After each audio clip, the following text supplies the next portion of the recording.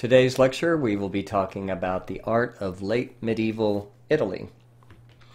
So we've been looking at, or we have looked at, a period called the Gothic, and this is what we're continuing. Although in Italy we're going to start to see the roots of the 15th century, what we call the Quattrocento, the 1400s, otherwise known as the Italian Renaissance, start to take root. So the art of Italy is going to differ a little bit from the art of what we have been seeing in France and Germany and England and the other places we've been looking. So let's take a look at what we call the Trecento, the 1300s, or the 14th century in Italy. This is a period of, it seems like I say this every time we get to the Middle Ages, and heck guys, I mean, I guess we could say this about history. You know, this is a time of great conflict and change. That's history for you, right? So this is 1305, we have something called the Avignon Papacy. This is where the College of Cardinals, those who elect the Pope, elect a pope named Clement who settles in Avignon, France. This causes strife in the church, and eventually towards the end of the 14th century we see what's called the Great Schism, and this is where we have, at least for a while, two popes. It doesn't matter their names, but there's a pope in Avignon, France, and there's a pope in Rome. So this causes a huge amount of trouble and will put a lot of stress upon the church, opening the doors into the 15th and 16th centuries, laying the roots for things like the Protestant Reformation and some other massive changes that will be happening. We also see in the 12 and 1300s the rise of powerful monastic orders, such as the Augustinians, the Carmelites, the Servites, and very importantly the Franciscans and Dominicans, what were known as the mendicant orders, or begging friars. But these become very powerful and influential organizations, and they also become major educators within the Renaissance and later, and will and have a huge influence upon the Catholic Church. Italy itself is divided into a bunch of tiny states, dukedoms, republics, kingdoms, and then what we know as the Papal States, ruled by the Pope in Rome. So we're looking at not a unified country, but a series of smaller independent states. The 14th century also sees the Black Death, and once again we've talked about numbers before, and you know, I have seen numbers, your book says between 25 to 50%, I've seen as high as 75%. It's really hard to calculate, but we do know that the numbers were devastating relating to the Black Death and the bubonic plague. And then we also see in this period the development of humanist literature. Okay, so this is a word you guys are familiar with. But before we get into Renaissance, or into humanism and its influence, let's take a look at a kind of typical Italian Gothic image. This is an image on the left by a guy named Bonaventura, and this is from an altarpiece. An altarpiece is a large, usually a wooden panel placed behind the altar in a church, sort of right at the end of the nave, right in front of the apse, in an area usually called the choir, or in front of the choir, I should say. And this is an image of St. Francis. St. Francis is a really important monk who starts his own order called the Franciscans, of course. And St. Francis is a saint who was born into a wealthy family, but he gave up his wealth, he gave up his chance for sort of political power, and instead decided to devote himself to God. The very famous story is that he confronts his father in the marketplace, where he strips off his clothing, and so he's completely naked, and he just wanders out into the woods. where he lives a life of poverty, he lives a life of suffering, what we call an ascetic life, a life of denial, and deep meditation, right? So this is a guy, though, who ends up creating this very popular and powerful order of monks that, as I said, will have a huge influence throughout the rest of the end of the Middle Ages into the Renaissance and later. But here we see in this altarpiece a depiction of his life. And by now there are some elements here that should be pretty typical. You should see as fairly typical, I should say. The gold background with the Byzantine influence, the sort of flattened, elongated figures, which we've seen since the Romanesque period. And in fact, we're looking at a work of art that is sort of overlapping the period between the Romanesque and the Gothic, and you can see by the sort of floating feet, the strict sort of geometrical folds in his drapery, and sort of the elongated figure with this sort of unemotional kind of face. And I have over here on the right a Greek Orthodox icon to kind of give you a comparison. In fact, this style was known as the Maniera Greca, the Greek manner or the Greek style. And this is very typical of this period. And I just want to give you an idea of what art in the 13th century is looking like in Italy, because we're about to see some major changes. One thing I do want to point out, and this is some common iconography that you'll be seeing if you're taking art history 2 next semester. These are called the stigmata. These are the wounds of Christ, and it is oftentimes saints receive these as a sign of their holiness and a sign of their devotion to God. And so we see the holes in his hands and in his feet, the stigmata, the wounds of Christ. Let's look on the right at an image by a guy named Cimabue. On the left is another Madonna and Child. Madonna in Italian means My Lady. It is simply an honorific title referencing the Virgin Mary. Berlingerio here with a very Byzantine icon-influenced image. But on the right is an image by an artist named Cimabue, one of the great late Italian medieval painters. And in this image you're starting to see some stuff that we saw in the French Gothic. We're starting to see an introduction of illusionistic three-dimensional space. You can see that in the throne of the Virgin here. So we're moving away from just a plain flat gold background, although that is certainly present, but we're seeing a little new additions to that, and this is a trend that we have been seeing through the late Gothic. But if you look at the host of angels around the Virgin Mary and the Virgin Mary's face herself, you're still seeing these very traditional kinds of Maniera Greca, these very Byzantine influenced generic sorts of elongated faces with this rather, once again, symmetrically divided geometric folds in the dress and the sort of elongated, stretched out figures. So pretty much some of the same old stuff, and yet at the same time there's some new additions creeping in. But one of the major movements, one of the important movements, I should say, of the 1300s is the return of humanism. And this is really the first rumblings of what we will end up calling the Renaissance, or the Rinascita in Italian, the rebirth of, well, classical Greek and Roman style humanism.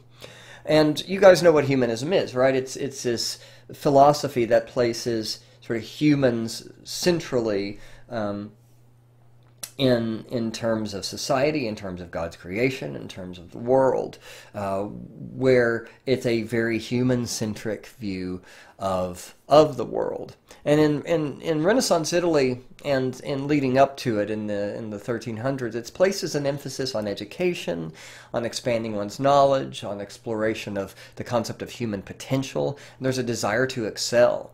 And wrapped up in this is a commitment to civic responsibility and moral duty. We'll talk more about this in just a second. But let's talk more about the roots how does humanism come back? How does it get back into Italy? Well, through Byzantine culture, through the Crusades, through Byzantine people fleeing war-torn areas of the Byzantine Empire, through crusaders bringing back Greek and Roman text from the Byzantine Empire, and to also a degree a contact with Islamic populations that also had access to Greek text. So a lot of these ancient Greek writings and Latin writings to a degree, but especially Greek writings, have been lost in in medieval Western Europe for, well, almost for 1,000 years, and they're being rediscovered.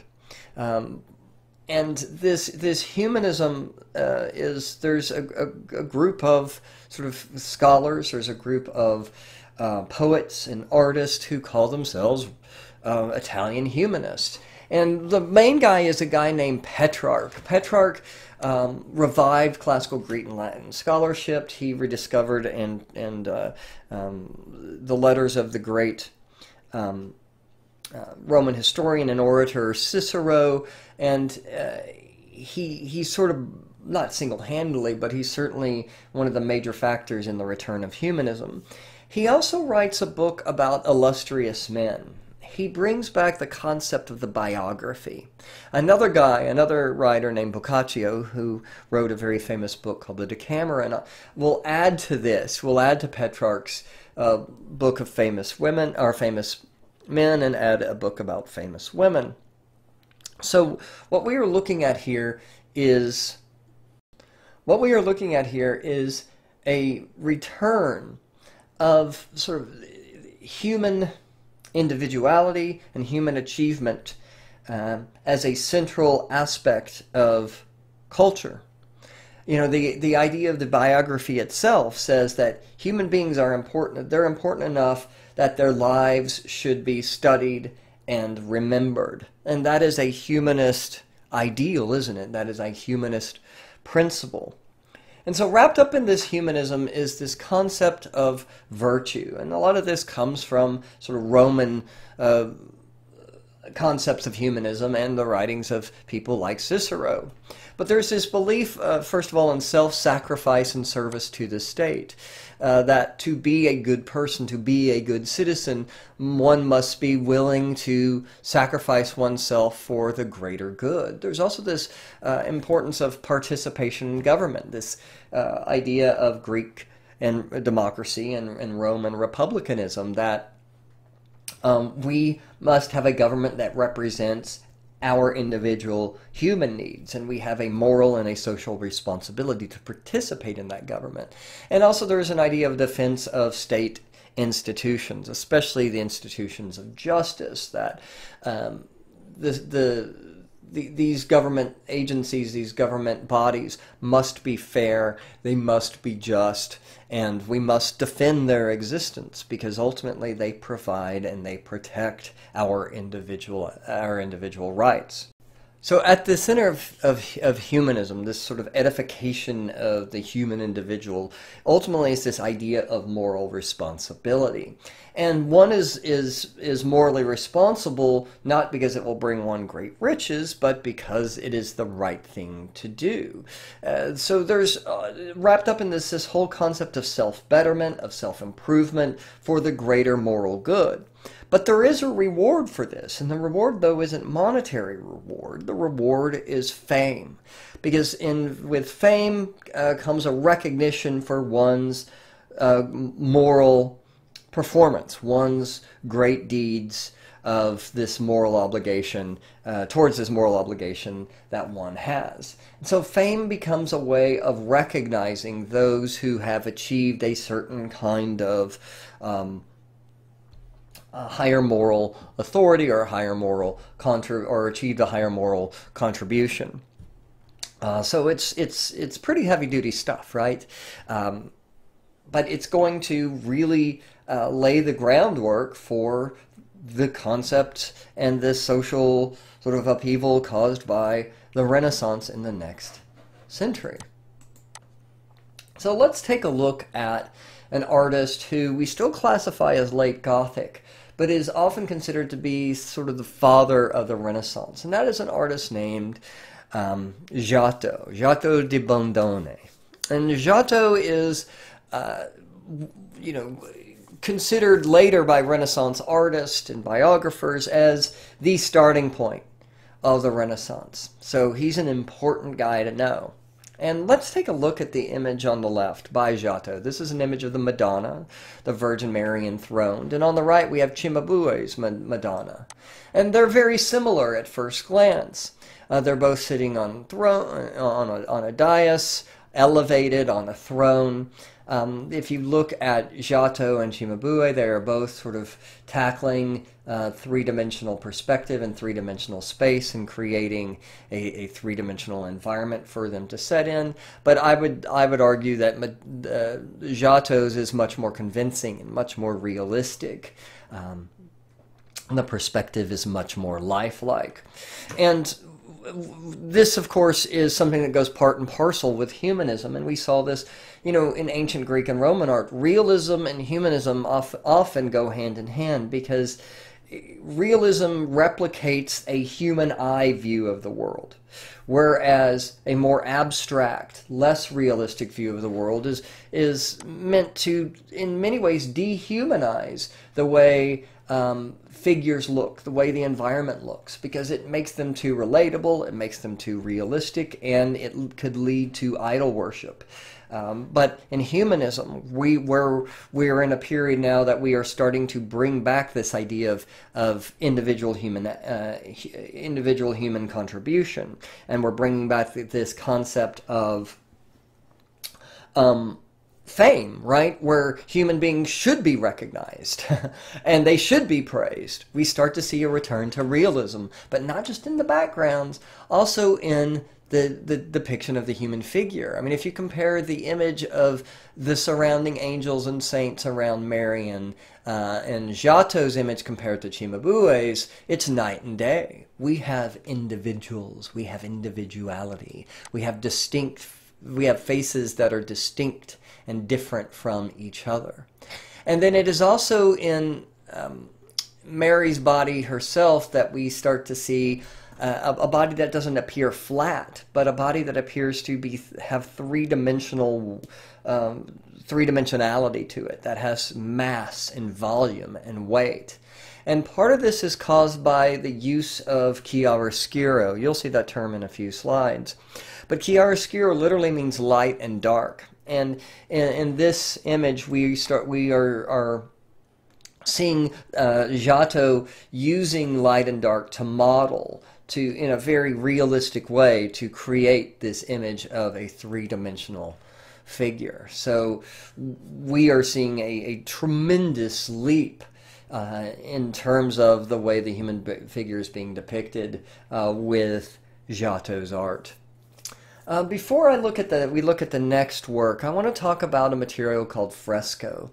Fresco is something we've talked about before, but I want to look into it in depth because it's going to be used a lot in Renaissance art, and as it was used a lot in Greek and Roman art, especially Roman art, and early Christian art for that matter. Fresco is painting with wet plaster. It is a very difficult technique, but it was brought back in the Renaissance and in the decade or the century leading up to the Renaissance because it was used by the Greeks and the Romans, and it was associated with Greek and Roman humanism. And there are two kinds of frescoes. There's what we call buon fresco, which literally means true fresh fresco, where the plaster is wet when the pigment is applied, and then there's fresco secco or dry fresco. And buon fresco is what we're really talking about here. It's much more longer lasting. It's harder to work with because you have to paint very quickly because the plaster dries very quickly. But it basically works. You have a layer called the riccio, where you put down a layer of plaster, and then you apply a line drawing, which is called a cartoon.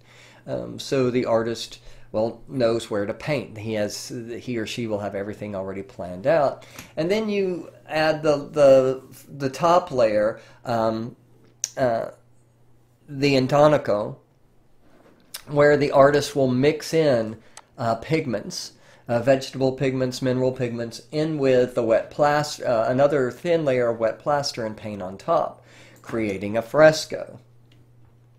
And so this is a fresco painted by Giotto. It's called the Arena Chapel. It's a series of frescoes, I should say, covering this chapel head to toe. This was commissioned by a family called the Scrivigni family. The Scrivigni were a banking family, and the guy Enrico, the head of the family, the patriarch Enrico Scrivigni, was afraid that well, ultimately he was going to hell because he was a banker and he was he felt that he was going to be held accountable for the sin of usury.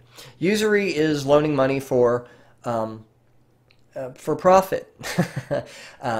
So he is, you know, in the Bible, this is actually listed as a sin. So he is afraid that this is something that is going to come and bite him on the rear end, and he wants to atone for his sins. So he commissions this chapel next to his palace.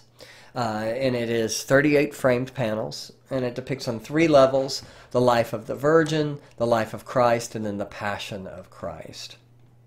We're going to be seeing some major concept here: foreshortening, which is will make sense when you see it. The use of perspective to represent an object that appears perpendicular to the picture plane, as if it's coming to the viewer. Chiaroscuro, use of light and dark values to model the figure. And then frescoes. So I have these here for you. You can print these out. So let's look at some of these images. This is an image called the Lamentation. This is one of those sort of typical Christian stories that has been produced over and over and over again, but never quite like Giotto. Notice, first of all, the 3-dimensional background. It's very similar to almost like a stage set, isn't it? And that would have been an inspiration to Giotto. But look at his use of chiaroscuro, this use of light and dark to model the rock, to give it a 3-dimensional presence. And so we don't have that flat gold background or some sort of Gothic pattern as we have been seeing, but we're seeing a real 3-dimensional type background. But then we have the angels up above who are flying around. And notice how some of them almost appear to be coming at you. This is foreshortening. This illusion that an object is coming at the viewer perpendicular to the picture plane. It's a very complicated perspective to create. And Giotto doesn't quite get it right, but it is, once again, sort of part and parcel with this return of realism, this deflattening of the human figure, this deflattening of the picture plane, and creating more 3-dimensional type objects and figures. But it is, I think, to me, the most revelatory part about Giotto's painting is the human emotion he portrays. These are not just simply sort of pictures of people. These are not just sort of iconic representations of people, but these are individualized, emotional portraits of people. And he's bringing to the viewer, really for the first time, these biblical stories portrayed in a way that people could empathize and sympathize with them on a human level. That's kind of the whole point of humanism. So even if you weren't Christian or familiar with this story, you know, which shows the Christ has been pulled from the cross, he is lying down on the ground, and he's being held in the arms of his mother, who is lamenting over his death, as the 2 other Marys and various apostles sort of attend to the body. And what I love about this image is that are the different reactions of each individual. We have this younger apostle here who's sort of angry and throwing his hands back in desperation. You can see the frustration and the anger of the injustice of this moment. Whereas the 2 older men are much more, I won't say sedate, but certainly they're internalizing their emotions in a way that is maybe more appropriate for an older person. But then we see this incredible connection between the Virgin and Christ. And even if we forget the fact of who these figures are, it's hard to deny the power of showing the intense loss experienced by a mother over her child. And the look on her face, the look of sorrow as she holds her son inches away from her face, is tremendously moving.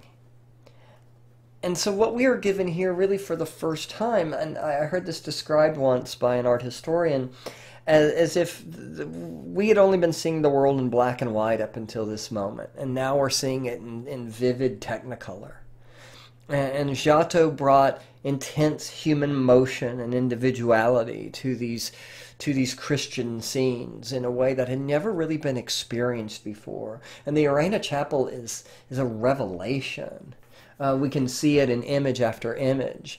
The realism, the three-dimensional backgrounds, the complicated use of chiaroscuro to give the figures a feeling of real weight, individual expressions and emotions emanating from the faces of the figures. One of my favorite images is this betrayal of Jesus, where we see Christ being portrayed by Judas with the very famous kiss as Roman soldiers come to carry him away. In fact, here we see one apostle cutting off the ear in a very violent manner of one of the Roman soldiers. And so this is portrayed in a way that is realistic and emotional in a way that these images had never really been before. And technically, they were like nothing anybody had ever seen. So let's look at the art of Siena. Siena is a very powerful state. At this point, it's a republic, and it is in the 1300s still sort of celebrating a victory over its rival state of Florence. It was believed that they were aided by the Virgin Mary. And so that is sort of the atmosphere behind the creation of this large altarpiece called the Myesta, the Majesty, an image of the Virgin Mary. And we can see in this image, Duccio, who created this, is sort of splitting the difference of a very realistic sort of Virgin Mary, but still trying to appease the very traditional church with this flat gold background, contrasting the three-dimensionality, the use of the chiaroscuro and the Virgin Mary with this more traditional Maniera Greca flat background and these rather sort of generic saints surrounding her. So he's sort of introducing some things, some of these new humanist ideas slowly.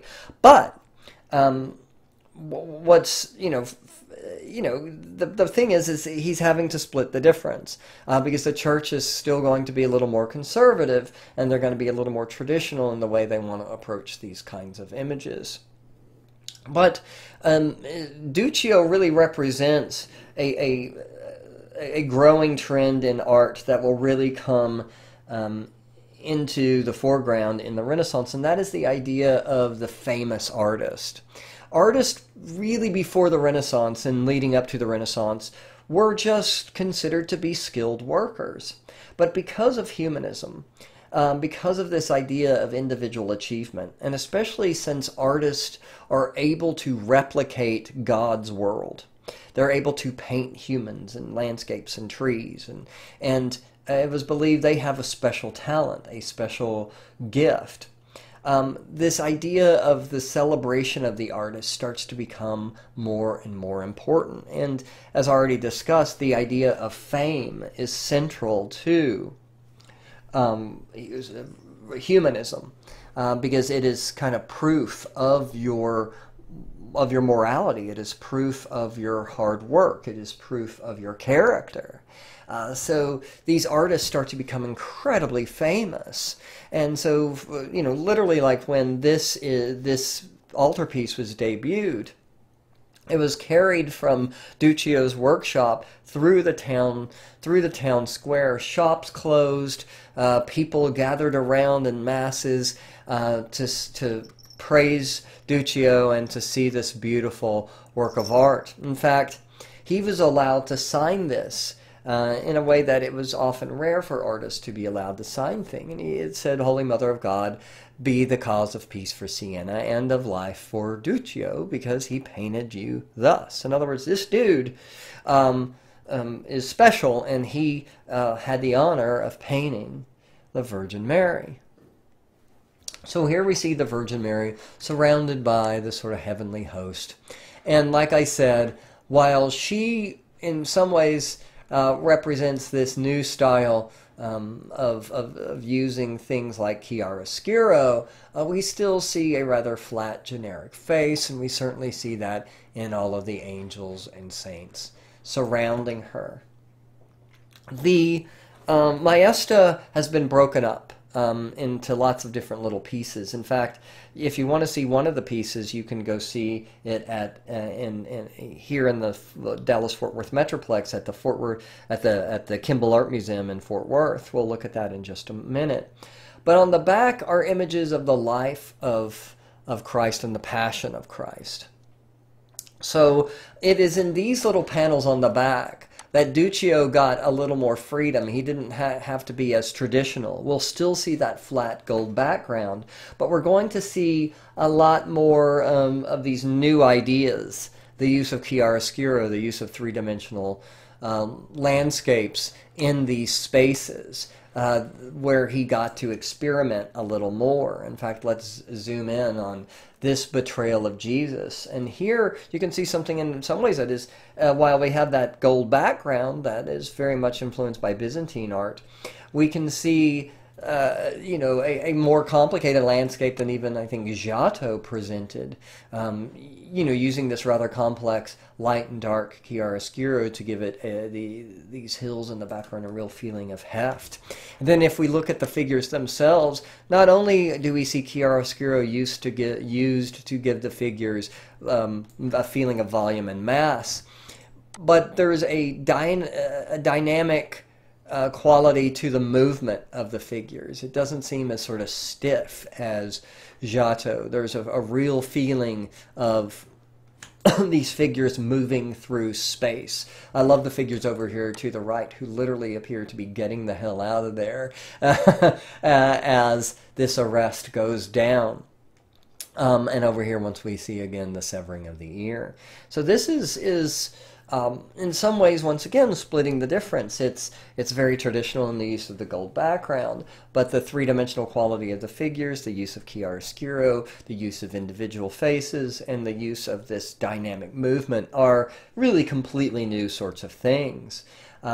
We can see that also in the entry to Jerusalem on the right, but this image on the left, which isn't as dynamic as some of the others, but I want to show it to you for those of you living in the Fort Worth, Dallas area. This is the image you can see at the Kimball Art Museum. So if you want to see an example of great late Gothic sort of proto-Renaissance art by one of the all-time masters, you can just drive down the street literally and go see this incredible work of art depicting the raising of Lazarus. What I love about this are the little details, though. While it lacks the drama of some of the other images from the Myesta, it's the little details that give this, I think, such a humanity. Like the tomb of Lazarus is open, and he doesn't look too pleased about it. But I love the figure standing in the front who is literally holding his nose, because you know it did not smell good. And it is those little human details that become, well, a big part of the humanist aspect of the Renaissance. This is a work by an artist named Simone Martini, who was a student of Duccio. And he worked for French kings in Naples. He came into contact with a lot of French Gothic artists. And he's a guy who combines these sort of innovations of the art of Siena, the art of Duccio, the art of Giotto, with its realism and chiaroscuro and three-dimensional kinds of figures, with this more traditional, very ornamental, very ornate, luxuriant Gothic style. Yeah, and the pointed arches initially should clue you in. The pinnacles, right? the roundels, which allude to sort of the rose windows of a Gothic cathedral, the crenellation, very reminiscent of the high Gothic styles, like the flamboyant Gothic, are all here. The International Gothic style, as it was known, which is attributed to Simone Martini, is a style that combines the sort of realistic humanist innovations of Italian of Italian Gothic art, late Italian Gothic art, with the decoration and the luxuriousness of Gothic art. And I have to say, I'm a fan. It's a beautiful. It's sort of a feast for the eyes, isn't it? We have that gold Byzantine influenced background, of course. These elongated, unrealistic figures, but the drapery of the figures is we see very much a influence from Giotto and Duccio here to create, I think, a style of art that sort of splits the difference between abstract, decorative patterns and forms and a kind of a realism to create something sumptuous and beautiful and just really visually interesting. We start to see more and more in Italian late Gothic art the interest in creating three-dimensional illusionistic space. This is another studio of Duccio, a guy named Pietro Lorenzetti, from a family of artists, the Lorenzetti family. Duh. This is that was real good, Professor Neil, real good. This is the birth of the Virgin. So we see her mother Anne, and then down here we see the Virgin Mary. What I really want you to get out of this is look how the artist is trying to really create a realistic three-dimensional environment here. And notice also the Gothic features, the groin vaults, the ribbed vaults, the pointed arches, that international style here, which is shown in the ornamentation of the frame and the architecture depicted in the image. But if we look at the figures, you can certainly see the influence of Giotto. These figures appear to have real mass, real weight. They almost appear, you know, like super solid, as if they're carved of stone almost. Here's another Lorenzetti, Ambrosio Lorenzetti, and this is from the Campo, basically the town square, with the Palazzo Pubblico, the public plaza. This is City Hall, right? And this is a series of murals, of frescoes, good old frescoes, that he painted, depicting good and bad government. Italy at this point was, some of the city-states could be very prone, or some of the states, I should say, could be very prone to corruption and violence. And so when this was commissioned by the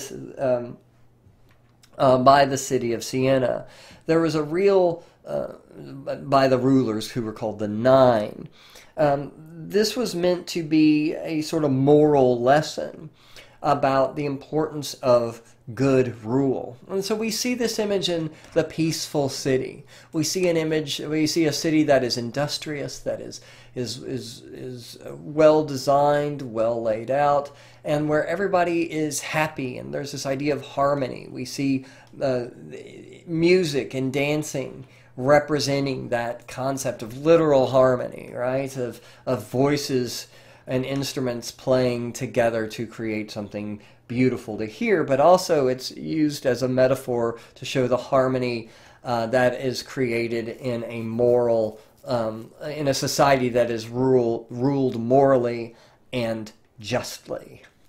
And notice how the buildings now appear.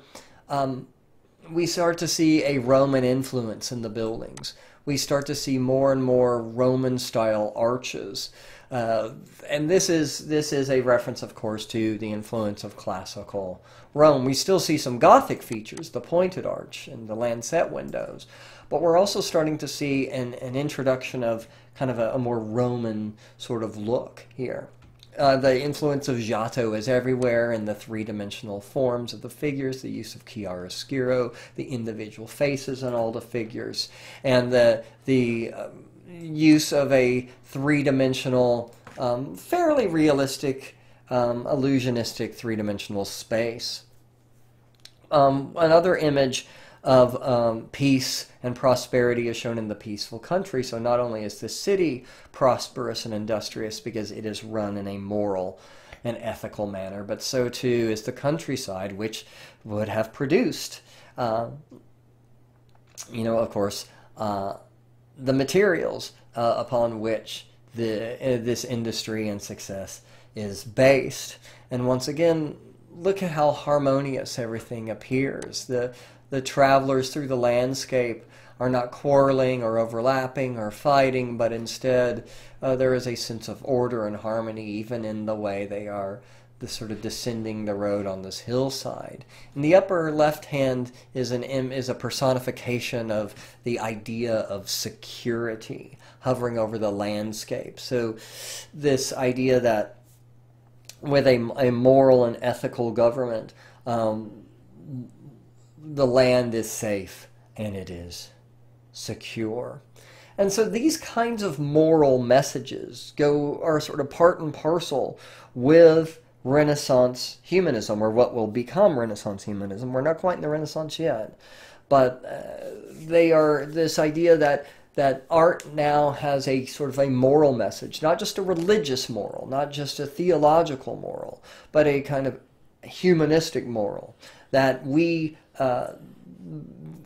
the idea is that we should strive to better ourselves and better the lives of those around us, because we have a moral obligation to do so, is central to Renaissance humanism. And that is where we're going to stop, guys. All right, I'll see you in the next lecture.